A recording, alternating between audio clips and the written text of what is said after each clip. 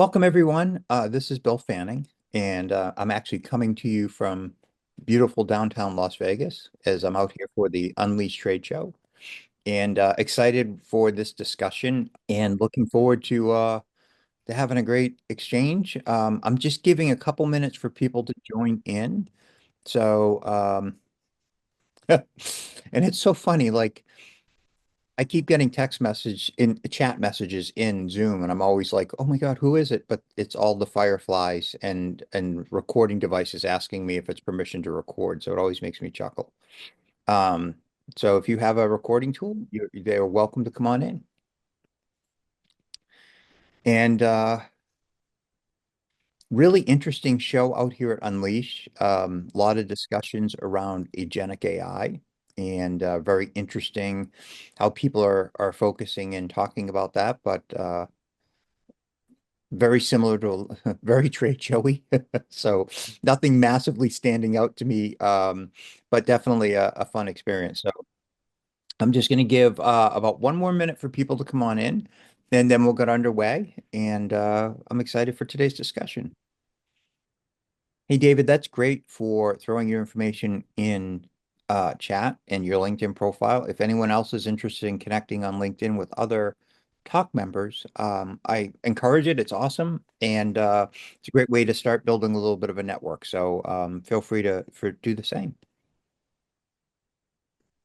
All right, I'm gonna turn my screen share on for just a sec, and hopefully everyone can see my screen, and we'll get started in just a second. I want to make sure I'm letting.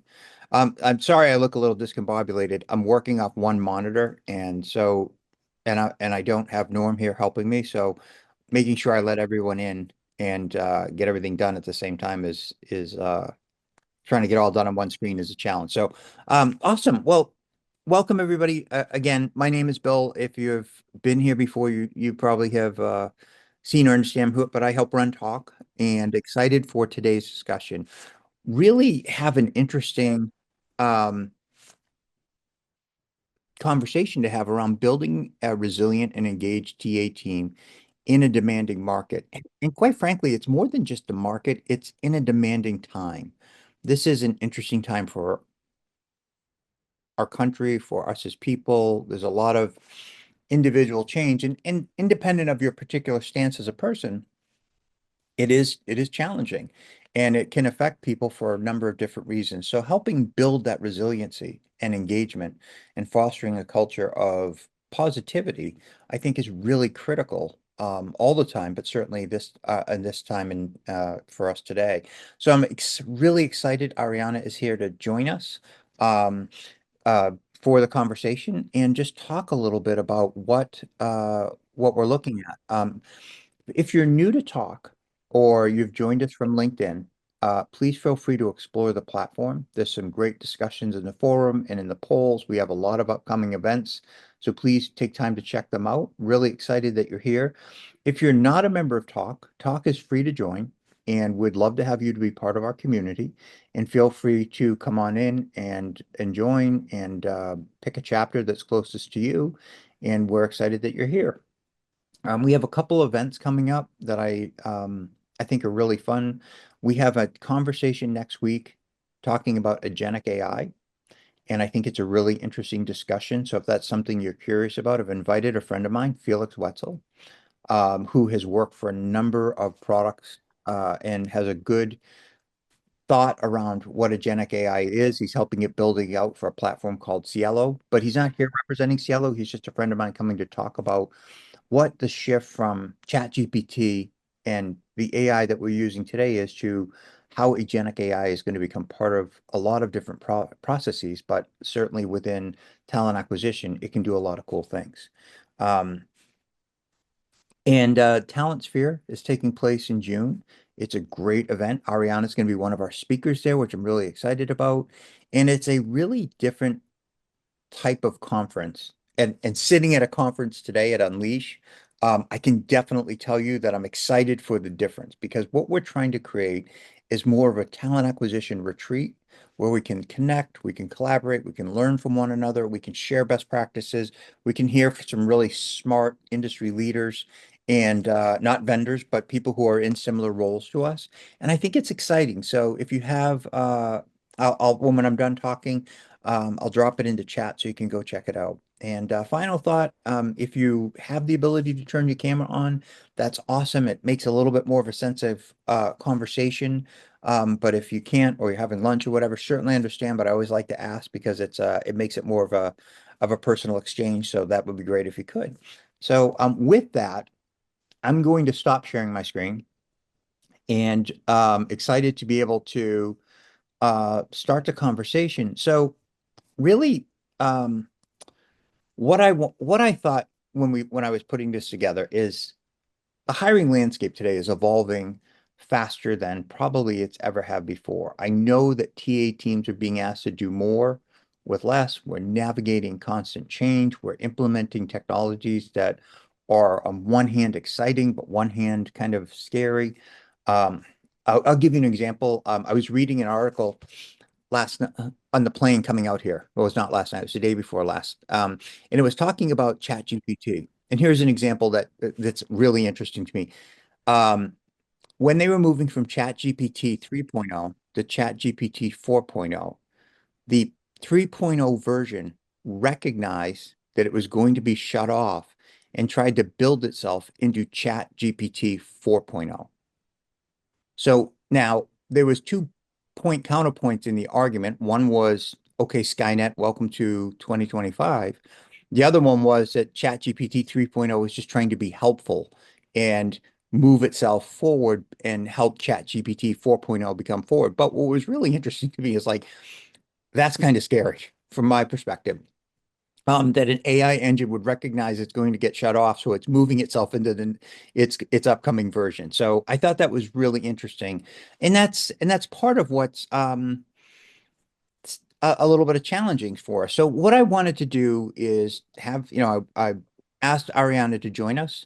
She's got a great background in talent acquisition, deep experience helping teams stay motivated and focused. I think what she's doing with Shoshanna's daughter is really powerful as well. So I'm going to let her take a minute and introduce herself. But then I thought we could just talk about what we're seeing as challenges within our TA teams and how we can foster positive culture, excitement, engagement. Um, I'll share some of my experience. My experience has been more from military deployments rather than um, talent acquisition. But what I see as commonality is uncertainty and our mind often shifts to thinking about the negative rather than the positive. And so how do we make a safe place for people to come to work every day with all of these things going on? So that's kind of our goal today. So Ariana, why don't you take a minute, introduce yourself, share a little bit about your background, and then we can get underway. Awesome. Thank you, Bill, for the introduction. Hello, everyone. Welcome. Hopefully, I get to meet some of you in person at Talents Fair. I'm looking forward to that and getting away from my three kids. Don't tell them that, but I have three little ones. So, quick background about me. I actually got my start in real estate. I was in real estate for 15 years. I was a manager for a top real estate brokerage here in the Bay Area where I live, and I was their top recruiter every time they ran a contest. I was winning all the things. I got a trip to Hawaii. It was amazing. And after 3 years of running a real estate company, after having many years of selling real estate before that, I decided to start my own real estate and property management company, which was acquired a few years after I started it, and hired all of the agents there. I then moved on to a health and wellness online company where I was their director of HR and handled all the hiring there. After having children of my own, I took my love for passion and connecting with people and decided to start my company, Shoshanna's Daughter, which helps individuals and companies navigate the parental leave space. I don't handle the paperwork and the logistics. I let HR handle that. We're more on the emotional support, mental health screenings, and implementing a little bit of executive coaching and well-being coaching in the middle of it all. And that starts with preparing the expecting parent for leave, handing off their work during leave, supporting them, and as they transition back. And so what I love, and I'm also a talent acquisition partner for Talent Track Solutions as well, currently as well. And what I love about talking to people in regards to bringing your best self to work and bringing your best leadership skills to your team is that it's fun, but you have to have a passion for it. And hopefully, some of the things we'll talk about today, you get a little bug in your bonnet about it, be in your bonnet, and want to implement some of these things that we'll be talking about so you can motivate and engage your team in the best way possible. Awesome. Well, thanks for doing that. And I think there's a broad spectrum of things we could talk about when it comes to resiliency in an engaged team, but I'm really curious. I'd just like to throw it out there as a question to get started. When you look at the TA landscape today, what are some of the things in your environment that are creating that challenge, right? So it could be staff, it could be job volume, it could be applications, it could be finding people. But uh, when you think about resiliency and engaged, what are some of the challenges that you feel you're facing today that could be impacting that? And don't worry, I'm not afraid to call on people. I'll do it. I'll make it happen. I'll go ahead and go. Hi, I'm Lauren Crisanti. I work for a civil engineering and construction firm.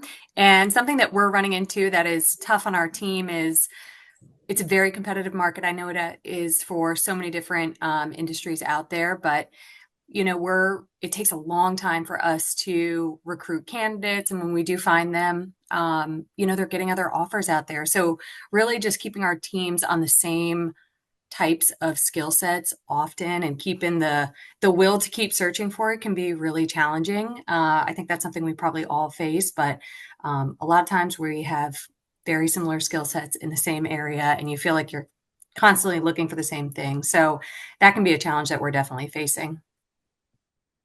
Yeah, I could definitely, um, coming from recruiting and from sales, nothing personally upset me more when I put my heart and soul into getting somebody hired or getting something done and they say no. What do you mean? No. And a couple other thoughts. David, people not careering or being partially working, not at 100% is definitely challenging when you're on a team and you're giving it your all and other people look like they're not or are not. That's challenging. And quality of applicants is definitely um, oh, people not caring. Well, that's good. Thanks for correct because I don't use careering a lot in as a word, but I was gonna go test it out at Unleash and see how people reacted.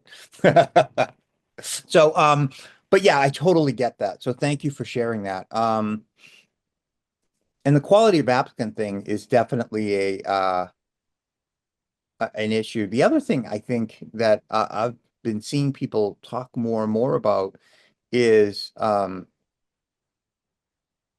people not being authentic when they're in the application process. So they're using a lot of different tools. And so I think the common term that I'm hearing people use is candidate fraud. So you're putting a lot of time and energy into somebody that's not being authentic, and that's really challenging. So so Ariana, when you think about that, because I mean that's definitely you're there to accomplish your mission as a TA leader and you're coming up against these different activities. How share with us some thoughts on some, how do you, for me personally, it starts with my mindset. How do you adjust to some of those challenges so you can still bring your best game to work, even though maybe somebody sitting next to you is not? Yeah, I'll use the phrase keep your eyes on your own plate. We can only control our effort, our attitude in any given day. If you manage a team, obviously that's like a separate conversation, but if you're a contributor to the team, it's not going to serve you or help you in your own performance to be concerned what other people are doing. And that goes in general for life. There's always going to be people that don't show up with the same integrity and work ethic and don't produce as good of work as you do. That's just the reality of life. So I would say if there's a true concern, obviously bring it to a leader. They probably see it too as well. And I would just focus on what can you do to win your day, to drown out the noise that's going to come internally, externally, and help you achieve your goals. And that should just be your primary focus. Yeah, I think that's great advice and definitely very interesting because I know personally I can struggle with that because you lift your eyes up and you see what other people are doing and you start feeling like you're chasing your neighbors in a way, for at least for me, and I need to keep my eyes on my own plate is a great way to think of it. Lauren, that's a great question. A lot of us are managers. Um, so Lauren, let me make sure I say this right. But as a manager, you're asking how we would help foster that within our team as well, not just personally, but foster it for the people who report to us? Yeah, I guess for the concept of keep your eye on your own plate, I feel like I'm a the one serving dinner. So I'm responsible Yeah. for that. So what would you say to those of us who have people on our team that we are responsible for? Yeah. What are you noticing that's a challenge specifically on your team? I think just the churn and burn, I mean, we say in our company, it's tough out there right now for recruiting. There's just so much competition where, it's sometimes hard to keep going at the exact same thing. So, for those on our teams who may be struggling to, keep the right attitude, what would you say to those people or to us who are managing them? Yeah. So this is where I feel stepping into your leadership and coming to the team and setting an example by your own practice and leadership is where that's really where you're going to make the biggest impact. So this might be setting team goals. If you have a team meeting, making sure maybe you need to refresh your agenda, I would focus on doing your check-ins and maybe finding out like what personal goals and aspirations your people have both at work and personally without getting too personal, but with whatever they're trying to share. Um, there's four different areas of your life, if you will, that I feel like you can't just bring your work persona to work, your personal follows. Yeah. And so there's these four pillars of, the mental, the physical, the emotional, and the spiritual. And I don't want to get like too woo woo here, but you gotta, if you really want to get the most out of your people, have them stay positive, bring their best self to work, asking them to set goals for working on their mindset. Is there a book that they want to read to level up? What are some good affirmations that they could be saying to themselves every day? On the physical side, it's making sure they're well rested, they're well hydrated, they're eating whatever diet they feel like is best for them to be optimal in their health. On the emotional, it could be spending time with people that lift them up. So ask them to evaluate, are you spending time with a lot of people that are negative and are feeding this dialogue and story of like things are really hard, it's just hard and that's just the way it is? Or what's the shift, how can we flip the script there? And then on the spiritual side, that could be connecting with community, nature, practicing gratitude. Gratitude solves so much. There's a lot of science on being grateful and writing it down at least 3 times a week. 3 to 5 things that you're grateful for. Just that alone can like shift your happiness by, I believe it's like 25%. It's pretty incredible. So I would say bringing some of these practices into the workplace will help people get more engaged, setting goals for themselves personally and professionally, maybe running some contests even, either it be weekly, monthly, quarterly, and pick a prize or a something. And it's not necessarily that you would pay for it, but pick something that they would do to celebrate if they win, what that would look like. Yeah, no, I think that's great. Thanks for that. And it's interesting. I've noticed Savannah that the doing more with less. I in my brain, so what to prepare for this, I put some thoughts together in terms of what I thought were some of the things that were burning people out or creating that lack of engagement. For me, the way I look at TA today, um, I think there's constantly shifting priorities. as I talk to people, like one week it's how many are we hiring? Then now there's a freeze, and now we got to fill these roles, and that whiplash makes it very hard to be effective and deliver positive results on one thing when it's changing all the time. I think the other thing is doing the like I said, I call it the do more than less syndrome. Teams are leaner, we're asked to do more with less, but the expectations remain sky high, right? The expectations don't reduce when they know you're overtaxed. So I think a lot of people in the recruiting field are asked to being doing 1.5 to 2 times what they used to do. I think the other thing that's interesting to me, and I don't know if this, I'd love to hear it from your guys' perspective, is the be everything at once. So, and I feel this sometimes as an entrepreneur, right? So I have to be marketing, I have to be the accountant, I have to be sales. And as a TA leader, I think with that reduced team, we have to do the entire thing ourselves. And it's hard to be efficient when you're jumping from task to task to task to task to task. And you don't have a team working with you where you can focus and get things done. So I definitely see that. And then I think the thing to me, and this is across a lot of places, but unclear or unrealistic metrics that we're being held to, right? If you don't give me a clear metric, it's hard for me to do a good job. And if you change the metrics all the time or you set them at a level, and I know this from being in sales, if I have a sales team and I give them unrealistic metrics that they know they can't hit, they quit, they leave. They don't do a good job. I completely break the mentality of that team. And they're like, you don't even like, they know they can't be successful and that I'm not working on their behalf. And so I feel that when I'm given unrealistic metrics. And then the other thing that I think, and Don, I think you nailed on it. It's lack of recognition or upward mobility.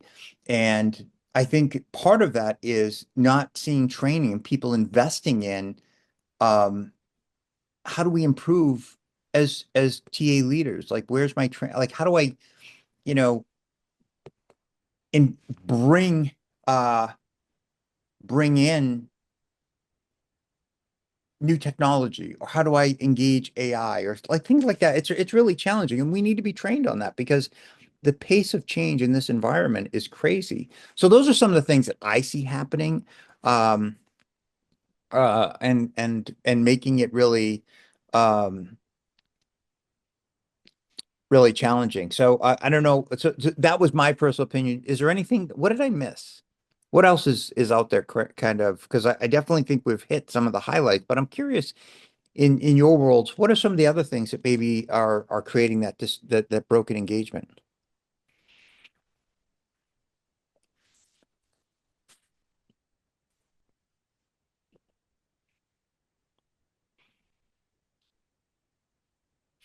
I had some outliers. I can Sure. go. Oh, Oh, sorry. go I ahead. can go. I Yeah, was trying definitely. I'd to love to. find my raise hand button, so sorry about that. But I think one of the things that we're seeing too at our company and on my team is that it's kind we're in a remote world, which I so appreciate, and I think that's still a great thing to have. But it's trying to keep the team engaged from this virtual perspective Yeah. in trying to ensure that your team doesn't silo themselves and just kind of like head down recruit recruit recruit. So it's like you don't want you want to find some way that we can continually stay engaged, but Yeah. you also don't want it to be like redundant or like sappy or corny, not trying to be funny, but those are the words that come to mind right now. But at the same time, engagement is very much so important. So even outside of like those career paths and, redefining agendas, what does anybody have any thoughts on like what more would we be able to offer to those that are in that virtual world as far as engagement? Ariane, I'd love your thoughts on that. I think that's a really interesting uh challenge that being in a remote world creates. Yeah, several thoughts. One is I might put out a survey to the team. I don't know how big your team is, but putting out like a get to know you survey where you're just asking some more questions about their interests, things that they like to do inside and outside of work, how they typically would connect with people, because it is a challenge to try and create community and relationships with your colleagues if you're not face to face. There's so much value in being face to face at like Talent Sphere, for example, like the relationships that are going to be built or taken to the next level because of that face to face interactions. We're human beings. We like to be in person with people, unless you're an introvert and then you like microdoses of that. But what I have seen work well is setting up like coffee chats assigned by the leaders, and you have a set agenda. So no, it's not just like this open-ended like, hi, how are you? How many kids do you have? Do you have a dog? And I can send it out later if you'd like, some examples of curated topics with like 10 questions. And it's like a 30-minute coffee chat. Each person, you just ping pong between the different ones. And it's just fun. And you can do that every other week, once a month if you have a larger team. And, you know, if you think back to COVID times, what were people doing? They were doing virtual team events. So maybe that's like a paint night. Not everybody drinks, but you could do like a wine tasting thing, a chocolate tasting. People were doing cooking classes where the ingredients either were sent to your house or you got the shopping list and you went and got everything and you're like on the computer, set up on your, you know, kitchen counter and everyone's cooking together. So there's, I think we can learn a lot from like how people connected during COVID and try and bring some of that in, but it does take effort and it does take planning. But I would crowdsource and see like for your own team out of all of these things, and you could, you know, brain dump a bunch of ideas and then leave the option for people to contribute their own topics. I would like get in touch with your team and be like, look, this is my intention. We've done that. I've done that. Everything that we've done weekend coffee chats where we'll add it on a Monday, you know, with those bullets, what's new, tell us one thing. We've also done spotlight of each individual in our team meeting. And we're to the point now where like everyone has been spotlighted, you know, and we thought about like maybe including some of our HR friends into that spotlight. But a lot of what we've been getting is, you know, that they're pretty busy because people, you know, are still really swamped. So those are all great examples and ideas. And I love them, Arianna. We've tried them and they've been successful. And what's happening is then it just kind of like, you know, it starts out on a high and then it kind of goes down. And it's gotten to the point where like, you know, we encourage our individuals to like be on screen. Let's, you know, this is not trying to like micromanage, but let's see each other's face. Because, you know, even that does something different. Let's have conversations, you know, being on camera. And there's a fine line of that because, again, you want your team to have that freedom of being off. But also, like you say, it's important for just that human component of engagement. So I'll still take whatever you have. I appreciate that. Thank you. Yeah, no, absolutely. I would also just add, sometimes having like an accountability buddy, someone else on the team. So setting up a weekly cadence that people will have with their buddy, and it could be two professional goals and one personal goal that you have, and just having someone else on the team that they can kind of connect with and like rotate it maybe once a month, like rotate to somebody new, but that might be a nice way to create connection as well. And then I would just go back and be like, look, team, like I'm here for it. I'm here with you. I'm in the trenches, but like my intention as a leader is to continue to bring us together. And we've tried so many cool things and I think it helped, but like I'm feeling kind of a lull. I'm sure you're feeling it too. So let's call it what it is and let's like co-create something new and fun for our team because we're all here and we're here together. So let's make it enjoyable and see what the team has too. They might have some really great ideas. Yeah. I love that. Thank you. I think that's great. And David, I saw you put some great things in there that I wanted to talk about. But one of the things that I had done in the past when with the remote recruiting team is I asked the hiring manager to come once a week, and we did a hiring manager lunch, and we just sat down and said, look, you know, some of the hiring managers, especially when they were salespeople, were really challenged to understand what we as a recruiting team were doing versus what they needed. And so just having a cup of coffee and talking about it sometimes broke down a lot of walls and created mutual respect and made the process better. And it was really fun because we'd sit there and go, oh, when you say this, we feel that. And they would go, that was never meant to do that. And I was like, okay, well, that's what's happening. When you say X, my team feels this way, like you're slighting us. Or, and then the hiring manager said, well, when you send me 10 unqualified people, I feel like you're not, not even caring. And so it was really fun and it was very beneficial. So it was a great thing to do. Um, and David, I think the authenticity and being able to share genuine engagement is really important. It's really hard when you have a leader that doesn't sh understand or share the daily struggles that you're going through and can't be authentic and have a conversation around what it's like on a day-to-day basis. So I think that's really great feedback. So I appreciate that very much. One of the things that I was curious about, because we talked a lot about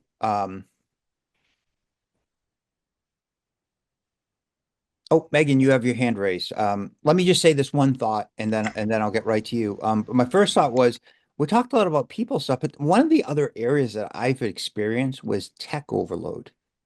And what I mean by that is I have to log into 6 different systems to accomplish something. It's driving me crazy. And being able to have a way to help people make their way through that sometimes can be really beneficial. So, no, we don't spend a lot of time on that, but I've definitely seen people experience that, especially in a remote world where they're in tech overload and they don't have somebody to turn to and say, how do I do this? That can be really challenging as well. So, Megan, share your thoughts with us. I'd love to hear them.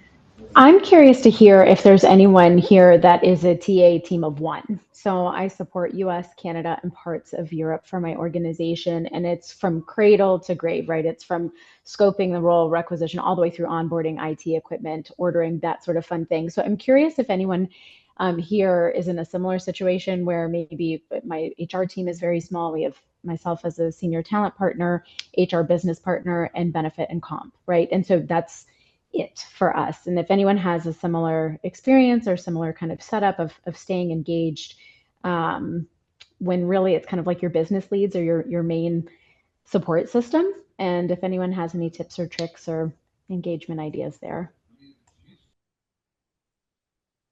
Um, Ariana, I'll let you go first, and then I had some thoughts as well. Yeah, Megan, is your is your goal to connect with the other small team members? Is that kind of where you're struggling, or is it more No, about for I think so. It yourself? was interesting when Bill said, sometimes you just have to put your head down and just focus on what you're doing. And sometimes I find that without the competition value, right? It's a little easier to become disengaged. Obviously, I have quite a bit of flexibility in my role, and sometimes it seems like it's maybe just ebbs and flows of output. And I know that's directly related to how engaged I am with the business. And so just maybe staying plugged in. It doesn't have to be within the HR function specifically, but I guess some of those ideas of, having lunch with a hiring manager, just one-on-ones instead. I've just been kind of, struggling in that area.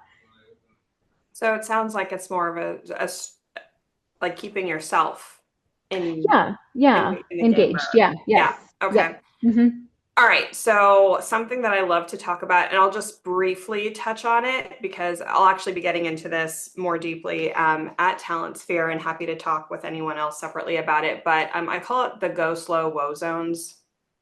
So if you think about your day, we all know when our brains are firing at its best, when we're like doing productive work, but it's not our best output. And then we're done. For me, that's like 3 o'clock. Like, don't ask me to have a meeting at 3 o'clock. You're not going to get the best out of me. So I would say maybe doing an audit of your energy zones and calendaring your day to set yourself up for success with your energy, because you're going to build positive momentum and that confidence and that trust and that self-esteem when you're consistently having a great day or having the best day possible. So I don't know what your days look like, but maybe just saying, okay, if something is going to take high attention, focus, energy from me. And it's also really important that whoever's on the receiving end of this is going to get the best of me, making sure that you're scheduling those activities in your go zone when you're firing on all cylinders. And,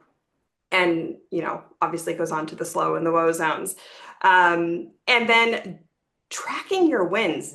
daily. Like maybe you make yourself like a spreadsheet, and I like digital. I also like paper. So if it's digital that you're tracking or paper, and you just have like a fresh sheet for every day, or maybe it's a section in your planner, what like document what your KPIs are that you care about, that motivate you.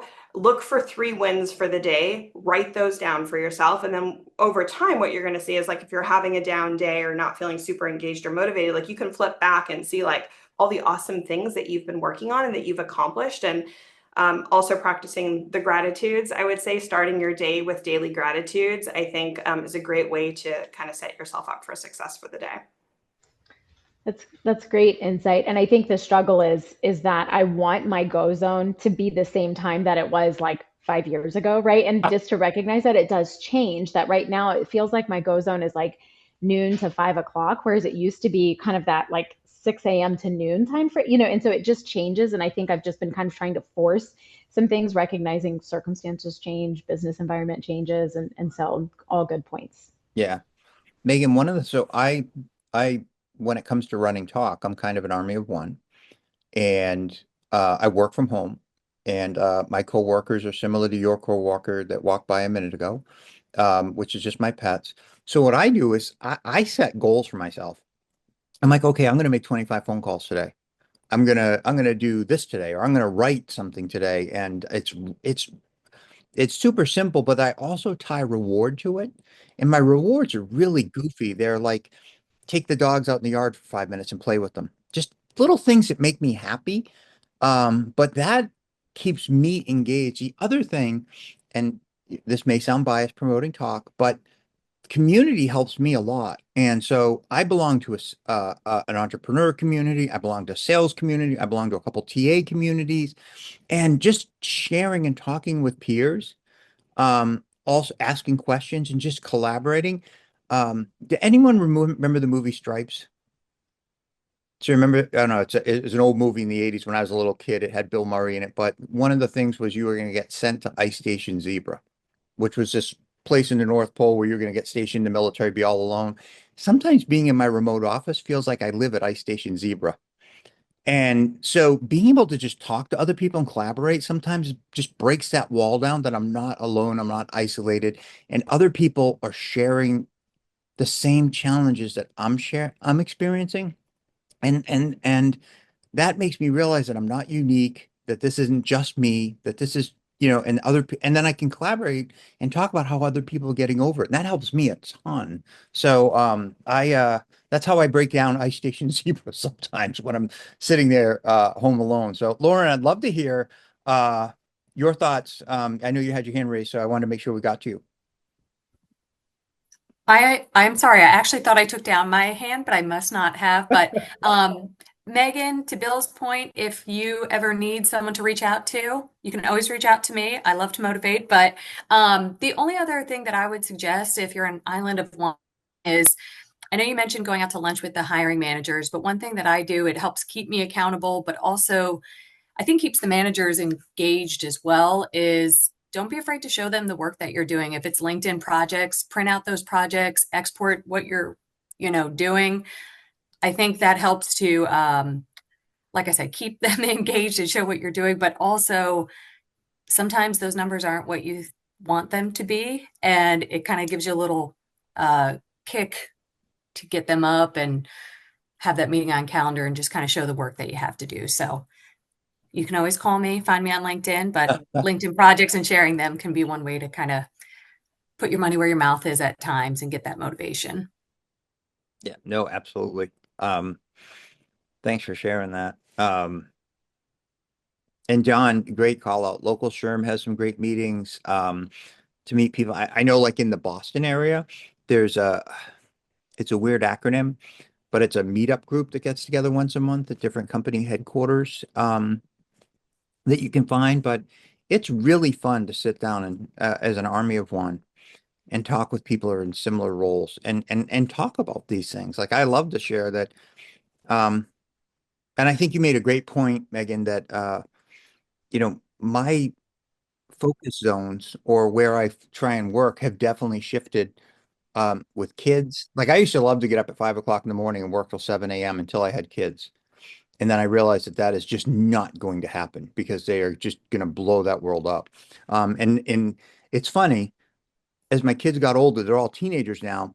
They still do the same thing just for different reasons. Like the incoming still happens. It's just now it's because somebody Snapchatted a picture of them that they didn't like or something. It's always crazy, but it cracks me up. But so now I've shifted to late morning into early afternoon, right through lunch. That's for me. That's my go time.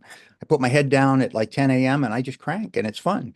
And that helps me a lot. So um, definitely can appreciate that. And Grace, I also love a great to-do list. I have a big and my wife makes fun of me all the time for it, but I have like an 8 foot by 4 foot whiteboard on a rolling stand in my office. And I love it because it gives me visual confirmation that I'm making progress through the day because I can write all my to-dos down on it and I love the idea of it feels good. This is crazy, but I love getting up out of my desk, walking up to the whiteboard and going, "Shwoom, that's done." Like that's just rewarding to me. It's really fun in the morning to write it and create it. I use different colors and all this, but it keeps me engaged, and I can get up in the morning and get up halfway through the day and go, okay, I did that, or oh, that's done, and because I'm sitting at my desk typing, I'm looking up at this big whiteboard, going, oh my God, I got 3/4 of one to do. It's 1 p.m. and look at all I've got done, and I'm pumped. So that helps me quite a bit. Um, so that's awesome. Thank you for sharing that. I'm curious though, what are as team leaders and working with our teams? Um, I think we definitely talked about this, but I'm curious just in a remote world, creating personal connection without being too weird or stalkerish or something like that. But um, so I used to run a large remote team, and I had a little Excel spreadsheet that had kids' names, birth dates, things of that nature. And not to be weird, but just so I could be respectful and appreciate things. Like one of the things that I was great, that I love to do because it always caught people off guard. I'd be like, "Hey, Courtney, I know next Wednesday is your birthday. Why don't you take that day off?" And the look on their, like to me, it was not a big deal, but the look on their face, A, I knew when their birthday was, and B, I wanted to reward them for their birthday, was awesome. And it was such a small and easy thing to do that when somebody came on the team, I just put a quick little line on the spreadsheet and said, "Hey, I hired Bob. Bob's wife's name is Susan. Bob's got 3 kids. Bob's birthday is this date. He was in the military. He was in the Marine Corps. So when it's the Marine Corps birthday, I say, hey, happy 256th birthday," or just little things like that to me created that personal hook to that we were a team. I wasn't just their boss. And I'm curious, are there other things and Don, I saw you raise your hand, but I'd love to talk a little bit more about that because I think that personal level helps people survive professional struggle. Yeah, Bill, I totally agree with you on that. I put it in the chat a little while ago, but at one point in my career, I was a TA manager for Staples, and I had a team of 8. And I actually took over one of the sectors, which was Staples Business Advantage. So, here I am getting to know this team of 8. So I had them put together what I called a storyboard, which was simply just a like one slide PowerPoint deck. And they just put pictures of like their family or their friends or their hobbies. And it just was just a great engagement. We found out a lot of us had, same things in common. Like, one of the recruiters, was loved gardening. That's something that I love to do. Or we had somebody else who had, played a musical instrument, the saxophone, and they found out somebody else was in a marching band when they were younger. So just something like that. But to your point, I think sometimes we get so caught up in just see work, work, work, work, work. And, we got to keep in mind that everybody has personal lives and after work is over, they have a life to go to. So. Oh yeah, absolutely. That's great. Courtney, so thanks for that. And one of the things that I used to do also is I used to do a kids board.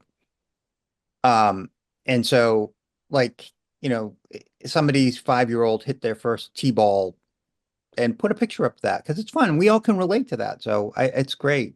Courtney, I'd love to hear your thoughts.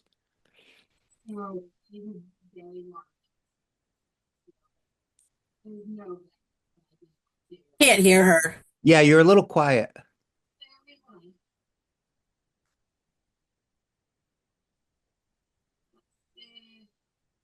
We can hear you, but not very loud. So I think it might be your microphone setting or something.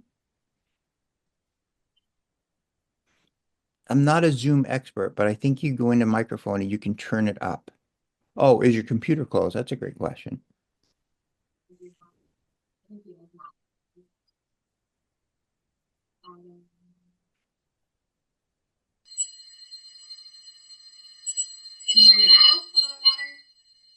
We hear a little something in the like a noise in the background, but can hear you a little bit better, I think.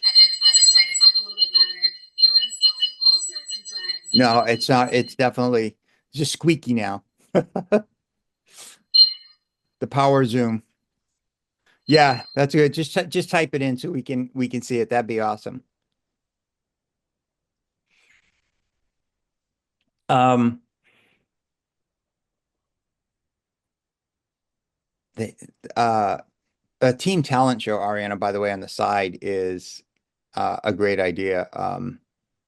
Certainly, that would be interesting to do for talent. But I definitely agree that the ideas we're sharing. Oh, Lauren, that's a great idea. One of the things that I used to do quite a bit is, and I think LinkedIn still does it, but you could do like little images of MVP or whatever, and you could share that on LinkedIn and people would see that. I think that's a great idea because it definitely uh, stands out uh, well. To just publicly acknowledge people outside of work as well, because it goes a long way and it makes them feel good. Um, so that's awesome. Thank you. And um, yeah, I think you guys have some great ideas. I'm glad we're sharing all this because I love the idea. And David, that's a great idea, team calendar, to put that out there so other people can recognize it and you know, make it a fun thing. On the larger teams that I used to run, I used to do the monthly birthday. So everyone's birthday that month. So it made it very easily to celebrate and have some cake or stuff like that. Was really fun. I used to uh I don't know, send people dinner and stuff like that if it was their anniversary or just it recognizes them. That was great. And they did that. One of the things that's really interesting, and just to shift gears for a second, but that personal connection, that authentic engagement made it really fun also. Not fun, but it made it really much more available to talk about things that were difficult. So one of the things that you know, like in sales and in recruiting, rejection is real. And rejection hits us at a personal level, independent of whether we earned it or not. So one of the things I used to do is like, because people we had that kind of connectivity, we built a connected team. I could sit there and talk to them about what it feels like to be rejected, what it felt like for me, and have that coaching opportunity to help people um, be available to listen and not be defensive and just collaborate. I don't know if Ariana, from that perspective, I'd love your thoughts on how, from what I've found, is all the things that we just discussed. The output is a more connected culture where you can have open, authentic conversations. And without it, what I found is that people get defensive. Like as soon as you start talking about rejection, they feel like you're criticizing them. But when you've built that connection, and I'd love your thoughts on this, they were much more open into listening and talking like real people. Yeah, I think also it's sometimes we need to, and this isn't for anyone to get defensive. Sometimes we need to do some self-reflection of what kind of leadership skills we have, and like, are there any growth edge areas that we can improve on, like how we ask questions, how we frame a conversation, how we start the conversation, and see if there's anyone who's willing to even give you feedback, and just being vulnerable and say, look, I'm growing here. But I think trying to get the best out of your people really requires us to have some vulnerability as a leader and say, look, I'm looking to improve here too. And if you're almost willing to have like an open feedback from people to share it, maybe there's, I don't want to go crazy here, but maybe you put out like an anonymous survey of like, hey, this is my intention. This is where I want us to go as a team. Where are the gaps? Where are my blind spots? And I think if people see that you're being vulnerable and you're looking for feedback, if you have feedback to give, or if you're bringing up certain topics, people are probably going to be a little bit less defensive potentially, or just acknowledging like, okay, got it. I see like this is, you're really passionate about this. And then like, how can you reframe that and, coach them in that moment as well? And also like, what can you learn and extract from that moment? That's great. That's great thoughts. I know that personal feedback, when I came out of the military, that helped me so much in the corporate world because my communication style had been honed by 10 years of military service. And it's very different than how I should communicate with people. And so I use type form a lot of times, and I called it a 360-degree feedback. Like, I'm going to evaluate you. So it's fair that you get to evaluate me. And if I'm going to ask you to do things better, you should feel free to ask me to do things better. And getting that feedback anonymously was really helpful for me because there were a lot of things that I I did and maybe sometimes still do that are just habitual from how I've experienced life. And being able to reflect and grow from that is really important. Lauren, that's great on the Myers-Briggs survey. Can tell you a lot about your leadership style. Those things are really great. One thing that's really on a side note, and I'll send it out, but we partner with Plum, and they're an assessment tool, and you can go get your free Plum assessment. That they've set up a link for anyone in talk. I was going to send it out in next week's newsletter.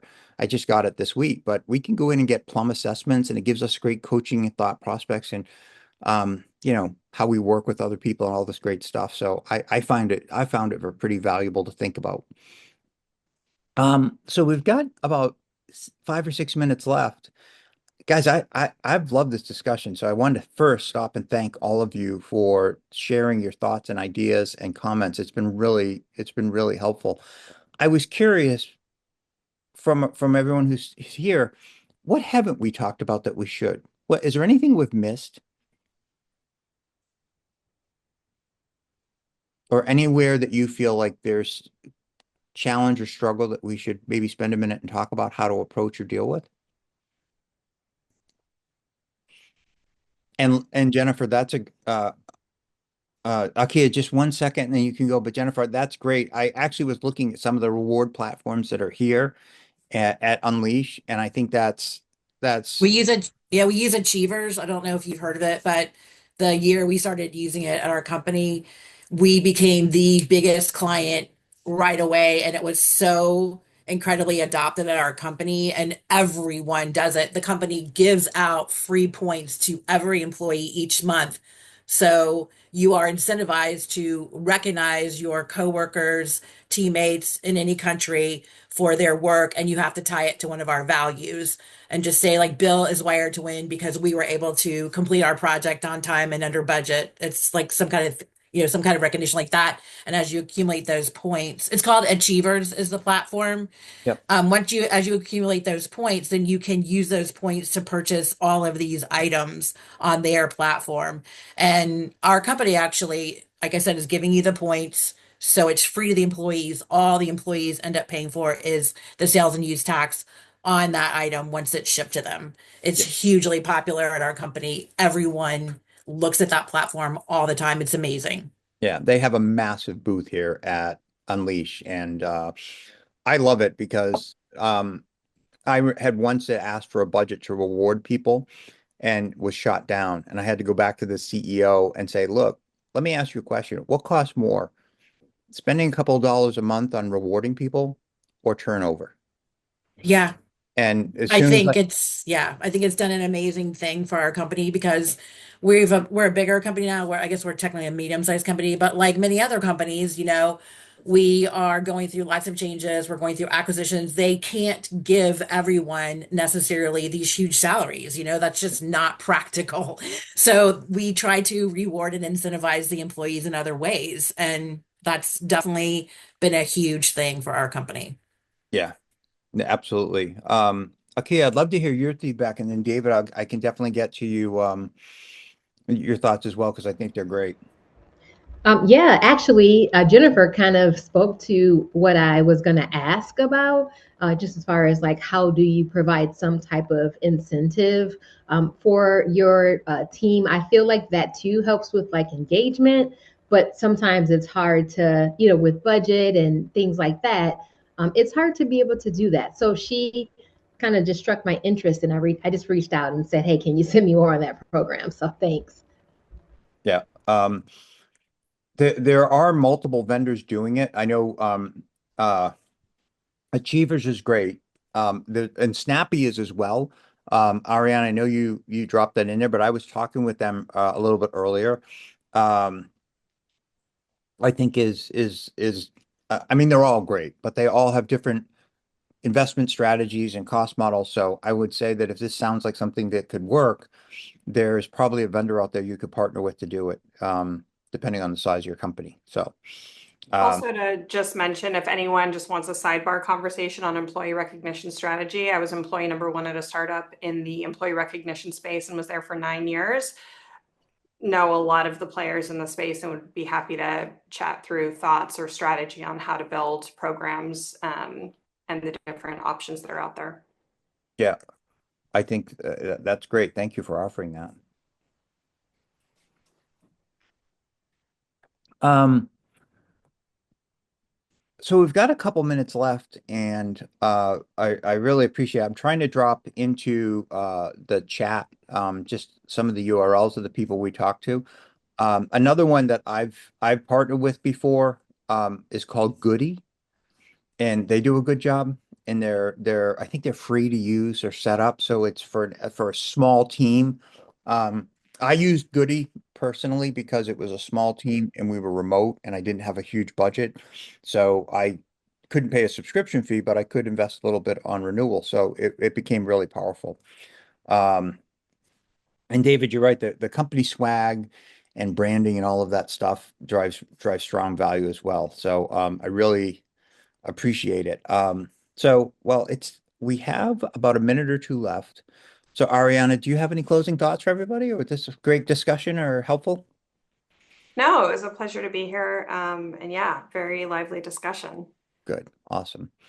Well, everybody, thank you very much for coming and for sharing your thoughts with all of us. I really appreciate it.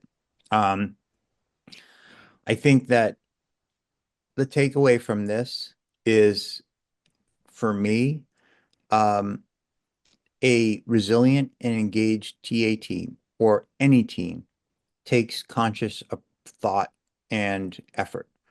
And as a leader, uh, we need to put that, it's not a massive amount of time, but we need to make that investment because the other side of not doing it is, um, David, you talked about quiet quitting or people underperforming or negative and sharing that negativity. And it always amazed me in a company culture how fast negativity spread versus positivity.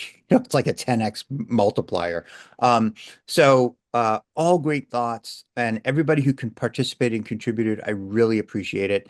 Thank you all for being here. I always like to try and return us on time so we can get back to our day jobs. So thanks, everybody. Awesome discussion. If there's any additional questions, please reach out, or if there's anything that you guys would like from websites or URLs from the call, please let me know. And thanks everybody again for being here. I'll talk to you soon.